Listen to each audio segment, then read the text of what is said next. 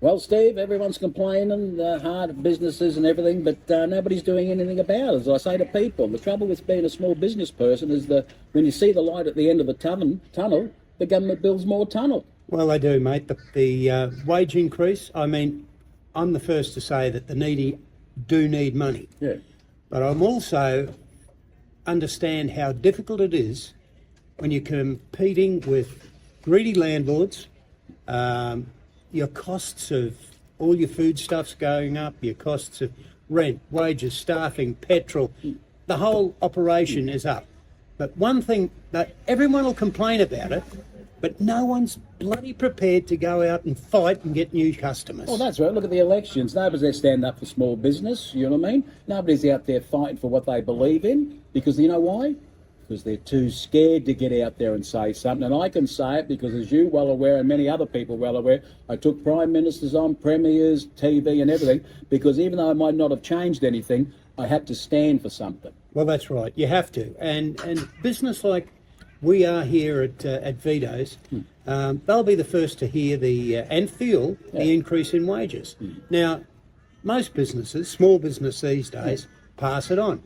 That's where comes the kickback from the customers. Yeah. You know, they'll whinge and bitch and complain if their coffees go up by 50 cents or whatever. But the truth of the matter is, the poor businessman, the small businessman, can't afford to be giving away extra wages, extra costs on his materials.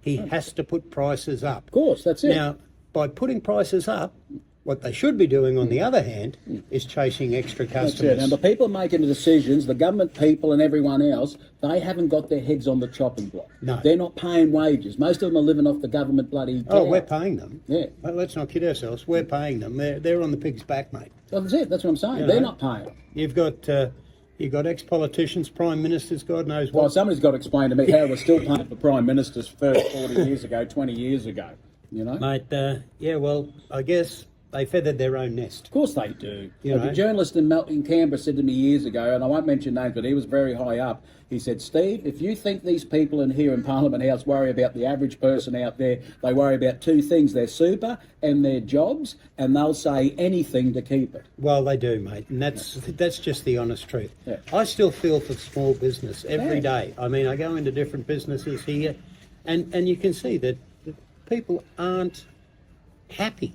You know, the small business owners aren't happy. They're not making the money they did in the 80s. You know, things have changed. The dynamic has changed totally. Of course it has. But I've been on both ends as an employer and as an employee, you know what I mean? And the end of the day is this, the reason I started my own business, because I had to stop complaining all the time, you know what I mean? And the reason I grew up was 26, and when I had to pay my first wages to somebody else, I said, Christ, welcome to the real world. Well, it is the real world. Yeah. Once you start paying for other people, it's the real world. Of course it is. Anyway, that's our little thing for today. Think small, stay small, but the point being is this, no use complaining if you're not willing to do something. Get out and make your business hum. Thank you. Have a good day. Take care. No, that's